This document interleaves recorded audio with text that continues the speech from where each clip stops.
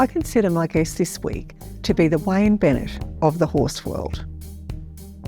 Behind his stern exterior lies a man who is deeply passionate about his family, his students, and of course, his beloved horses. He is kind, understanding, and there lurks within a wicked sense of humour. John Arnold is a humble man who does not appreciate the accolades he is so deserving of. When I asked him about his greatest achievements, they are, of course, not about his personal successes, but rather those of the many people he has mentored within the horse industry. His past students I spoke with before I sat down with John regard him as a father figure and someone who they have a deep respect and admiration for. If I had to put into a few words what I think of John Arnold, those words would be that he is a good man. I hope you enjoy my chat with John. John, thank you so much for joining me. I'm really grateful to you for coming and giving me your time, but I almost thought I'd have to hog tie you to get you here, but it was a little easier than I thought. But I also had a couple of co-conspirators, so I'm not going to name names because I certainly don't want to get anybody into trouble. Yeah. But anyway, I also just want to say thank you to Kerno for letting us come up here to their beautiful facilities so we can do this interview, and it's just a little bit nicer and a little bit quieter than being down at the grounds at Horse of the North. So thank you again, John, and thanks to Kerno. Now, let's start at the beginning. I'd love to know about your childhood and how you grew up. Well, thanks for the opportunity, Kelly. I was born in Cunnamulla. My father, was managing, big properties throughout, Western Queensland. And, in the late 50s, he moved up to manage a place up in the Longreach district for 15 or 20 years. So I spent most of my, younger years, growing up, on properties in Western Queensland, loving all things rural and, couldn't get out mustering, often enough. Trying to get out of correspondence school to go mustering was my main job. In correspondence back then, it would have just been papers, not papers. And we'd you'd do your schoolwork and send it away to Brisbane, and it'd come back a fortnight later and on the mail truck. Yeah. Maybe we're not so different in age, because that's exactly how I did it too. Yeah. How many siblings did you have, John? 3 brothers and a sister. Yeah. And I was really the only one that chose a rural career. Mm-hmm. Because it's that was all I ever wanted to do. Yeah. Be involved with livestock, horses and cattle. Yeah. So you were telling me yesterday about where your love of horses came from, and you talked about an Aboriginal man that helped you a lot. Oh, well, yeah, he wasn't really an Aboriginal, but no, he was Dad's head stockman that worked for him for 17 years, and he had some really nice, quiet old horses, and when they'd come back from mustering, I'd be sitting waiting at the horse yards. You could see them coming a long way off in those Western Plains, and when they got home, I'd try and get a 10-minute ride out of one of his old horses before he washed it up and put it away. So, back then there were no four-wheelers or buggies or helicopters. All the stock handling was done on horseback, so that was still a very integral part of the rural industry back in the in the early 60s. And probably still are to a lot of extent. So, what were some of your early, once you did finally get out of that schoolwork and started working? What were some of your early jobs? Well, I always liked horse breaking. I travelled around, breaking in horses on properties, under contract, and it was a damn sight different back then. We only had the horses a week or 10 days, and a lot of them were unhandled horses, 4 or 5-year-old horses and never been handled. And we basically had a week or 10 days to get them ready for the stockman to ride. So it was a pretty tough way to make a living, but I certainly learned a lot about about bush horsemanship, working and riding with a lot of young horses for a few years. Then position came up to manage a cattle place out there in the west, and I was there for probably 3 years. Probably 4,500 head of cattle. So managed that for 2 or 3 years, and during that time, I got to have a closer association with the Longreach Pastoral College, which was a wonderful institution there in Longreach,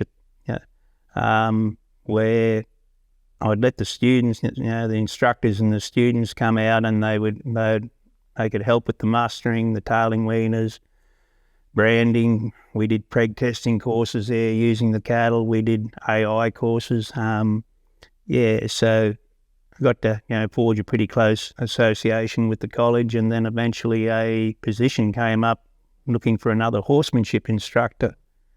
So I applied for that and was actually successful, and went on to work there for 33 years. It's funny, isn't it, how you don't plan stuff, but it just comes along and it happens and everything falls into place. And I'm sure you found that in your... Yeah. I suppose your luck's what you make it, but yeah. No, it was a bit of a lucky break because, what people say, if you turn your hobby into your living, you're laughing. Yeah. So, to have a career where, for most of my life I've been, around horses every day, you're pretty lucky. Yeah.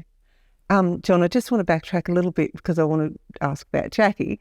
And you were talking about, what things were like back in those days, in those early days. And I was scrolling through some of Jonty's stuff on Facebook, and she's put a video up there of an old film of Jack Jones in, I think it was 1961, called Walking the Mob. Yeah. And gosh, it's only 10 minutes or something, but gosh, It was interesting. And I imagine he had a big influence on you as well. But how did you work for Jack, or how did you come to snavel Jackie? Certainly, like when I wasn't breaking in, I'd be contract mastering with Jack. Did a couple of little droving trips, but he had some of the better camp draft horses out in that western country, and he was one of those tough old cattlemen, from back then, very well known throughout the west there as a stockman and drover.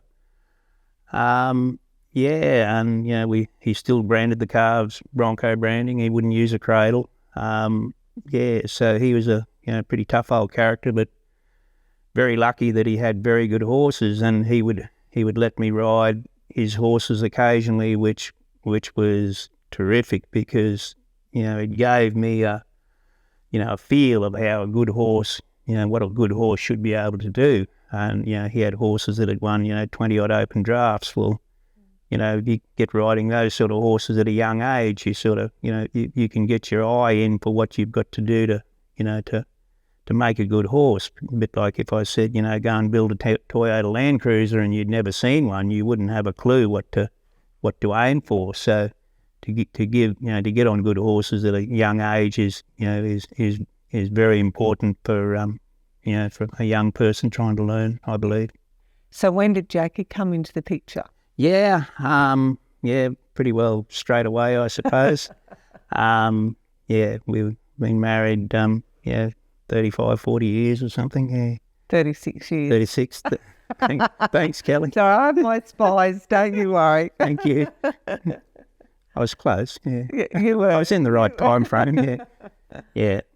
So, And John, I know how proud you are of your family. I was watching you when Jonty had a big run the other night in the Open Challenge, and honestly, I think you nearly fell off the rail. You let out a little tiny whoop. Yeah. I was standing close enough to hear. I've had my fun with the horses, so I really enjoy, watching the young ones go. Yeah. And I know I've witnessed how close you are to your family, and I think that's outstanding. Well, it's a bit like your family, Kelly, where, our families are the same. Every weekend when we go somewhere, every one of our siblings will be, every one of our children will be there competing, and not a lot of families are like that. Oh, no. Are they? You and I are both very lucky in that aspect. Yeah, I think that's Yep. The wonderful thing about the industry that we're involved in is Yep. that it certainly does nurture family relationships, and I think we're a lot closer and a lot better off for it. Yep. Yeah, you're witness to that. So, now tell me how. So we were talking about the college, and you got that lucky break to start there. So tell me about some of your experience with the college. Yeah. Back when I started there, they were wonderfully vibrant places. I think when I first started there, for every student we accepted, we were turning 2 away. Talking about, mid-80s. And, I got to work with, some terrific young people that went on to great things in the rural industry and in the horse industry, and, and all aspects, of the rural industry. So some of those people did really very, very well and are well known within. So Jess Hoffman, Darren Simpkins in America, Jamie Seckham, Jason Leach. Yeah, Jason Leach. The list goes on. There's been 2 or 3 go through there that went through the horse program that went on and played polocrosse for Australia. There's Dan James, from the Double Dans. It was great to be, involved with a lot of those young people in their formative years, and maybe just to get them, to get them started, into the horse industry. I can't take credit for where they finish up, but it's not where they start in life; it's where they finish up. And to see a lot of those young people go on to be Australian champions in different sports, or working overseas, in the horse industry in America. It does give you a bit of a buzz. You were saying yesterday you went to the futurity one year and you counted how many students? Yeah, I counted 13 Longreach graduates, and at the Fort Worth cutting futurity in the States, in Texas. Either training in their own, had their own business training horses, or working for trainers, or putting horses through the sales. So, it's good to see them stick at it and make a career out of it. Yeah. And I mean, of the kids that came out and did extremely well, then there's just as many that you probably changed their lives for the better. And I know we had a young girl from the college that came and worked for us, and oh my gosh, she was amazing. And you were always our first port of call if we needed someone to ring, and because we knew that you'd put us on the right track, and the person that came would be excellent. Yeah. It doesn't matter where I go. If I'm out on cattle places, I'll see, people, contract mustering. They may not be horse trainers, but, they're still involved with horses, mustering, or, and it doesn't, doesn't matter where I go. I'm always run into, the auctioneers here for the horse sale this weekend. Some of them are Longreach graduates. You run into them everywhere. Yeah, and John, it's not just what you instilled into them and taught them as far as horsemanship goes, but life skills as well. Yeah. So talk me through a bit about that, like what you... Well, yeah, with the select group we had just doing the horse program there, they're your first job is to mould them into a team, and to where there's no factions or infighting or anything. You've got to be a team. You've got to get along. The job comes first. So to have not only that, it's not just the work program. You've got to keep an eye on their private lives. That they've got to. You wanted them to be behaving themselves, and especially if we were off campus, going to camp drafts or whatever. I always expected, very high standards regarding, their behaviour, and how the horses were cared for and how the horses looked. It's in the horse game. It's very easy to get a bad reputation, and our motto was, your reputation is on the back of that truck when it drives out through your front gates. So always. I was probably noted for being a bit of a cranky bugger, but I was very fussy about standards. Mm. Yeah. You were telling me yesterday about something that Laurie Heading had said to you one day. Yeah, great old man Laurie Heading walked through our camp, actually here at Charters Towers one day, and he was just, he was blown away by how clean and tidy, every swag was rolled, there wasn't one bit of dirt on the floor. The tables were all spotless. So to get a compliment from a great old horse and cattleman like Laurie, I actually appreciated that one. I'm a bit sorry that I never complimented you, because I always was astounded at how you could manage, like you'd have, how many kids, 15 or 16? Yeah, up to 20 sometimes. Yeah. Yeah. And they were all well behaved. They were never at the bar drinking. Yeah. And I kind of think it must have been out of respect for you, and they didn't want to let you down. Do you think that, or probably a little bit? Yeah. I think they were scared of you. Probably a bit of that too. But with those young people, it's not what you can do to them; it's what they think you can do to them. So you do have to operate a bit on bluff. But but no, certainly I didn't tolerate misbehaviour at if we were off campus. We were on a curfew, 10 o'clock. I had to be in bed. Mm. Regardless of their age. They're there for their horses first. Everything else comes second. Yeah. John, I remember one year we were at Claremont, and I think it was probably an Australian stock horse challenge. And Barry was one of his very first. Barry's first going to challenge. Yeah. And you were talking to him later, and you talking him through stuff, and you said, you didn't even clean your saddle. And do you know what? He's never not cleaned his saddle since. And sometimes I go over and he's even cleaned my saddle. Oh, well, we left a mark on Barry. Yeah, you had an effect on him. And those kind of things get ingrained in you, don't they? They become part of your life. And that's...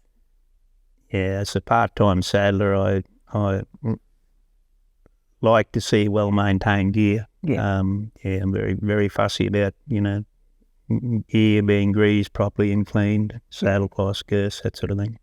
So, John, do you ever sit back and think of the enormity of what you've done for the rural industry and young people, and you are held in highest esteem? Do you ever think, I've done a good job?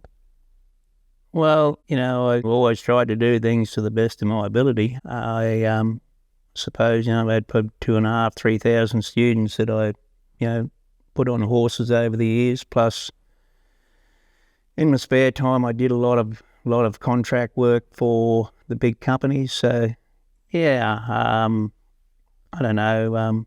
I suppose you do have to say that, maybe, helped a lot of people in their early years, but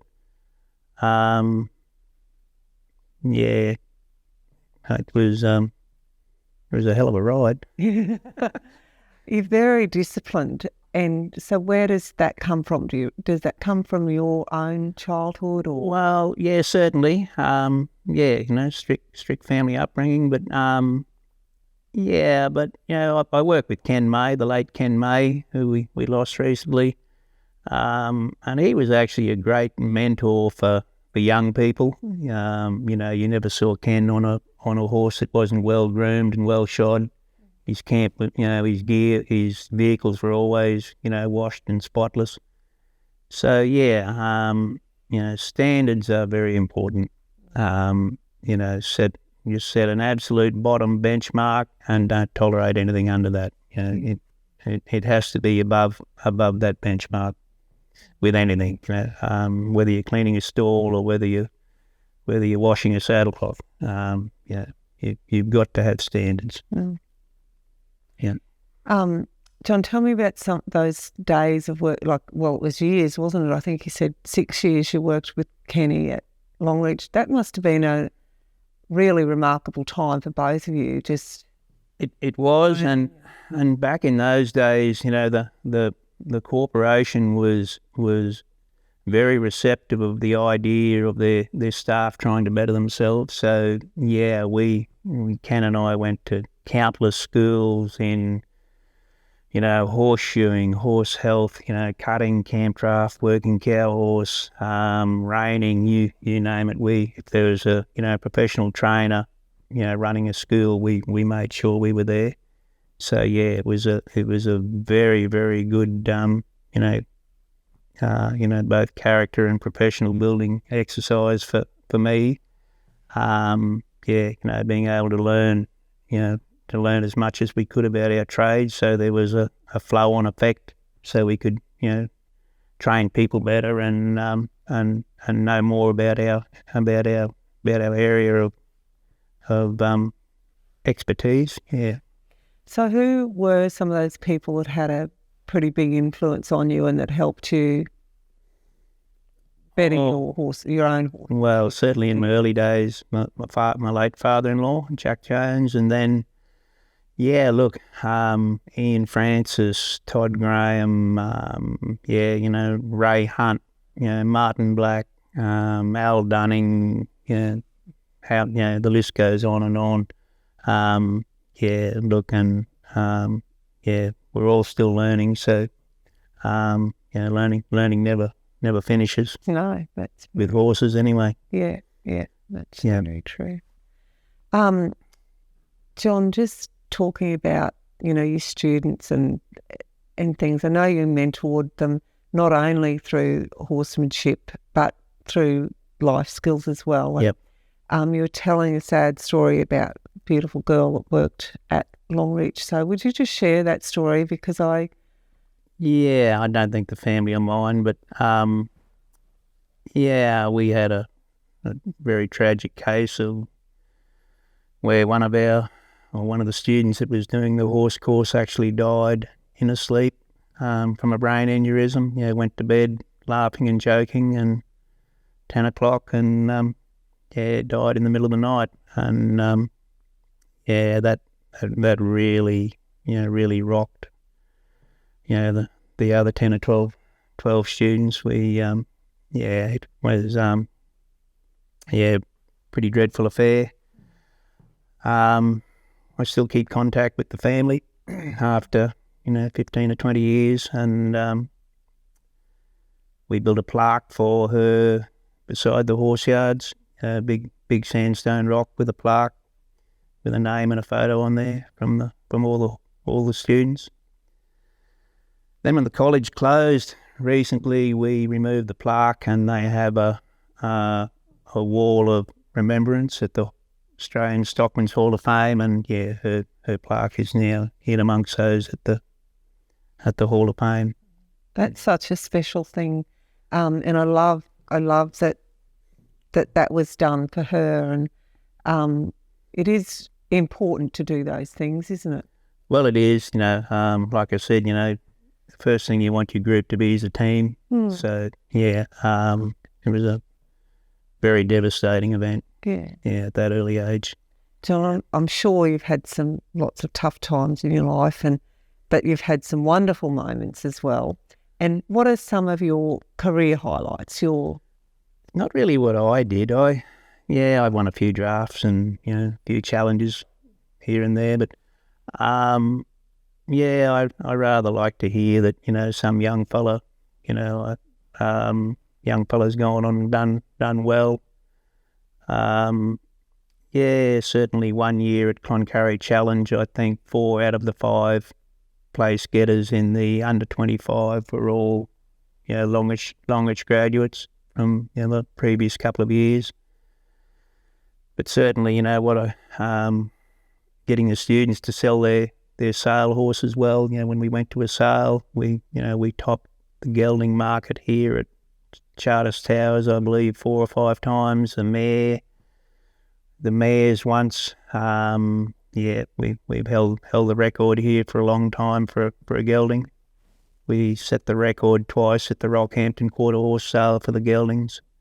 So even as much as just getting a a lot of the students that I got, I probably took 400 or 500 students to their first camp draft, and if they get a ribbon in the encouragement or the juvenile, I was always pretty happy about that. It's not what I can do; it's what I could get other people to do, I believe. Yeah. John, what do you reckon was one of your greatest achievements during your time at the college? Certainly starting. Ken and I always spoke. 40 years ago, we were saying, well, wouldn't it be good, if we could just set up a standalone course where young people could come there and do nothing but horses. So it took a fair while to get it off the ground, but after Ken left, I was instrumental in drawing up the first Certificate 3 in horsemanship for young people specifically orientated towards the rural industry.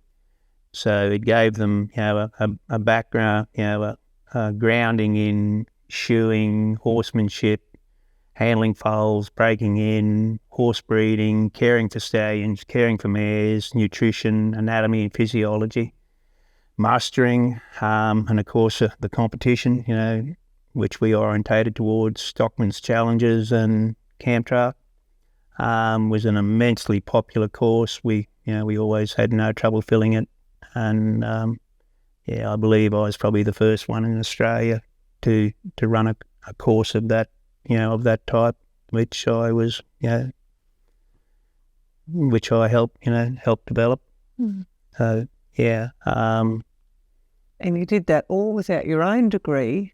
Nowadays, people we had to draw up all the competencies for it. So all the bookwork and the assessments were all complete. But and then of course I suppose setting up a horse stud there where I started from absolutely nothing. Started with I'm pretty lucky enough to have bought a pretty good Freckles Oak stallion off Richard Bull that went on and won a fair bit in the challenge and camp draft game, and he sort of set us on the mark for selling horses well at sales in future after that.